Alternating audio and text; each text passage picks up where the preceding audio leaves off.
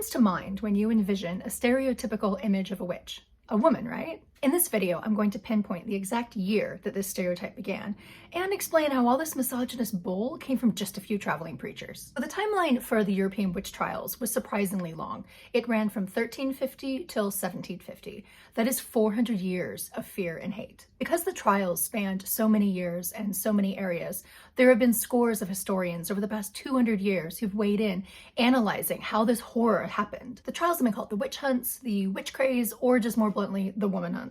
But what caused all this? Was it famine and economic crisis brought on by the Little Ice Age? Or was it the changing and uncertain role of women in these new urbanized areas? Or was it the combination of the Black Death and the 100 Years' War that together made people feel that God had forsaken them? Well, all of these points are valid, and they all played a role to some extent. But what really stands out when you study the witch trials are the stark demographics of those accused. In the continental witch hunts, 80% of those accused were women.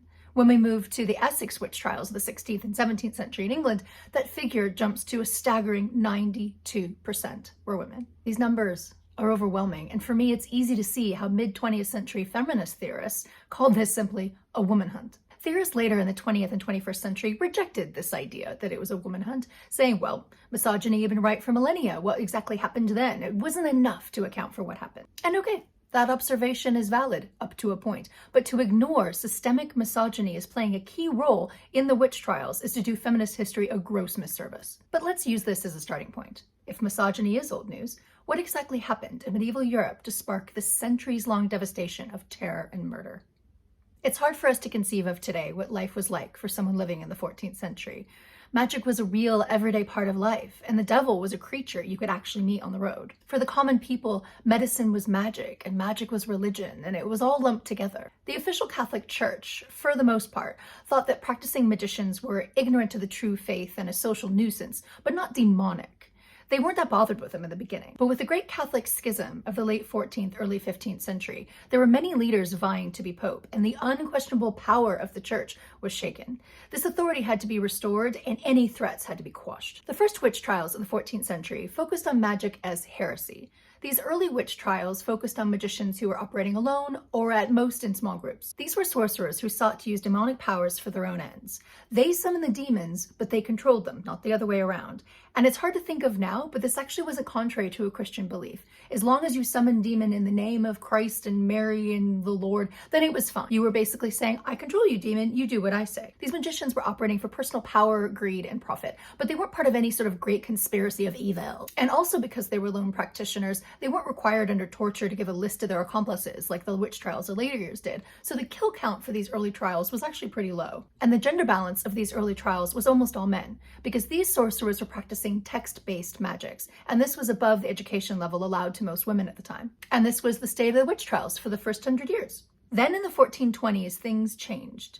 It all started in 1424 in a high mountain valley in the Pyrenees, in the Catalan range. Here, the local people believed that there was a group of their neighbors who were following demons to go worship the devil at night. And in the same year, this new fear surfaced in Rome itself. 4 years later, in 1428, another secret satanic sect was found in Italy, and from there on it was madness. Swiss scholars today who were studying these early witch trials have pinpointed the birthplace of the idea of the new satanic witch to the year 1428 in the Valais region of the Alps. So what happened in 1428? These small flares of fear would have stayed localized in their communities if it weren't for a group of traveling preaching friars. At this time, a particularly strict subset of Catholicism, a group of Dominican and Franciscan friars calling themselves the Observants, sought to purify, always a scary word, Christianity and bring it back from its laxity and ungodliness. These traveling preachers spread the belief in a conspiracy of devil-worshipping satanic witches set out on the destruction of their neighbors. The area they covered stretched in an arc from eastern Spain, the Rhone River Valley, and the Western Alps. And this alpine region was to become the most influential in propagating this new idea of a satanic conspiracy of witchcraft. These friars tapped into local fears. Famine brought on by crop failure due to the mini ice age, high infant mortality rates, and land grabs between local lords. All this mess created a time of political and economic uncertainty, and these communities were hungry for a scapegoat. These traveling preachers told of a conspiracy of sorcerers out to ruin their neighbors by destroying their crops, killing their livestock, causing impotence, blindness, and every other bad thing you could think of that could befall a community. Under torture, over 200 people confessed to these made-up crimes, and were burned. And it wasn't enough that this secret cabal was out for the destruction of their neighbors. They also apparently had no less a goal than the complete destruction of Christianity itself. The fear was this rampant satanic craziness was growing so fast that within the space of a year, it would take down all of Christendom. These times were already really uncertain for people, and you add in these really grandiose claims, and now fears go to rabid levels. In addition to these heightened stakes in these already paranoid times, there was one more element that was added that pulled the focus away from learned scholar sorcerers into your common neighbors. The main new evil that this conspiracy of new satanic witches were accused of were killing children and babies. The idea was that they'd kill the children and babies at night, then later dig up their corpses to either eat them, use them in worshipping the devil rituals, or render their baby fat to make a flying ointment. I guess to go fly and worship the devil some more.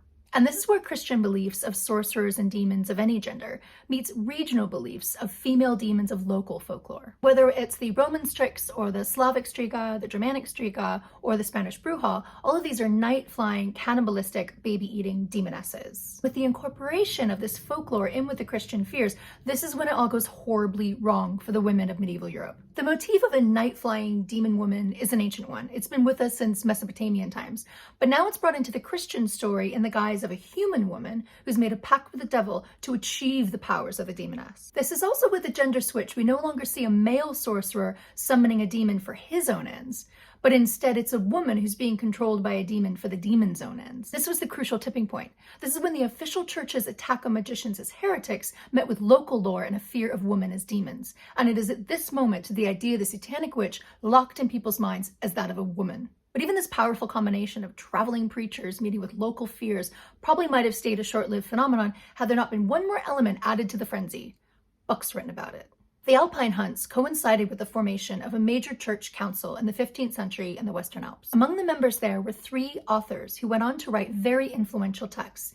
These texts codified in people's minds the idea of the night-flying demoness witch as a satanic woman. Others who attended the council from outside the Alpine region also wrote books of their own, and they propagated this idea of a satanic conspiracy of witches. These authors also produced an extensive body of work, but now they're in multiple languages. It was in German, Italian, French, and Spanish. These poisonous ideas were now spreading in many languages. These texts added validity to local fears and then became source material for future trials. Even mundane local practices of magic were suddenly more evidence of the satanic conspiracy. The collection of more trivialities fed on itself, and it grew and grew, adding to this portrait of this satanic conspiracy of witches suddenly everywhere. The spread of people accused of being part of this mass conspiracy spread through Italy, France, Germany, up into the Netherlands throughout the 15th century. As it went, it continued to show that same adaptability to pick up pieces of local legend and lore, changing its face to fit in with the fears of any given region. But throughout all of this, there was one single driving force that remained unchanged.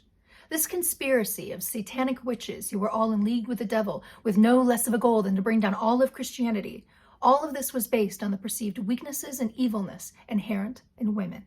This core belief in the character of the witch as being inherently female went on to power the more extensive witch trials in Essex, England in the 16th and 17th century, where a staggering 92% of those accused were women. So I'm going to go back to the question I asked at the beginning of this video. Were there many factors that were involved in the witch craze? Absolutely. Was it a woman hunt? Yes. As much as we like to think of the witch trials as being a confined time in history, after the last witch was hanged, it was not all over. The long legacy of the European witch trials affected women's ability to hold a professional license. They were not respected and were not allowed into universities. I study the hidden histories of women in medicine in my upcoming exhibition at the Museum of the Home this summer, June to September, called Women's Weeds. Please join me this summer to learn more.